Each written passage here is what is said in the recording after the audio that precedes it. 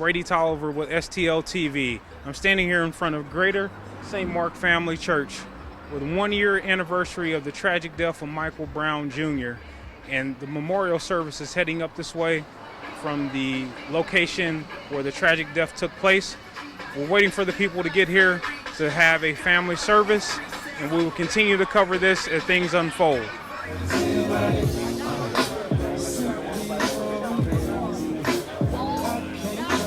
And it's definitely a breath of fresh air having you here, Chief.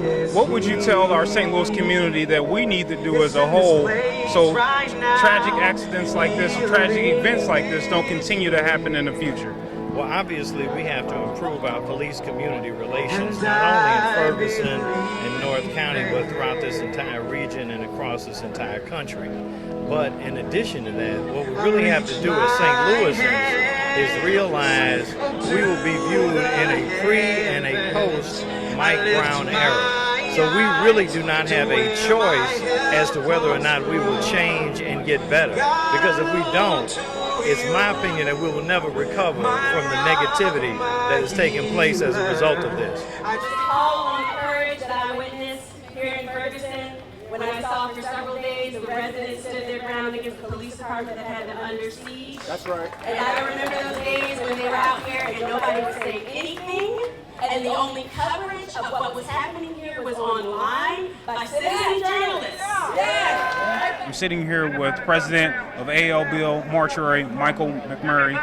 Michael, can you tell us what we can do as a community to stop the senseless events that are happening between the black community and the police?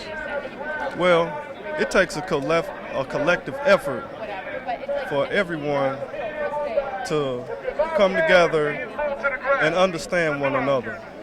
I think that our police community at this time is working to become diversified, but they're not there yet. Our brothers, we have issues. We have issues sometimes with authority, but the authority sometimes that's coming at us is not the authority of love. And I feel that if the police departments show a little bit more love versus force, we could possibly move forward in the community. This weekend has been very powerful for me, very moving for me, in a lot of different ways. One of the big ways is in my own faith community. I am the I am the chairperson of the Social Justice Committee at my church, and that is Emerson Unitarian Universalist Chapel out in Wildwood. And we started in October holding a vigil every Saturday from 11:30 to 12:30 out in the Chesterfield Commons Mall, the giant mall out there, with Black Lives Matter signs. And we've been out there every Saturday for 9.5 months now. Snow, rain, heat, you name it, we've been there. And some weeks it's a very small vigil. We had 3 people one time.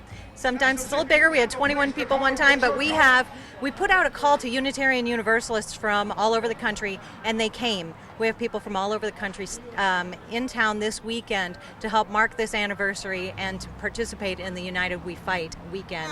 We will shake the earth like Shango, awaken mothers who haven't slept since the 1400s in this country anyway. We will align ourselves with humanity. You can't keep killing us randomly.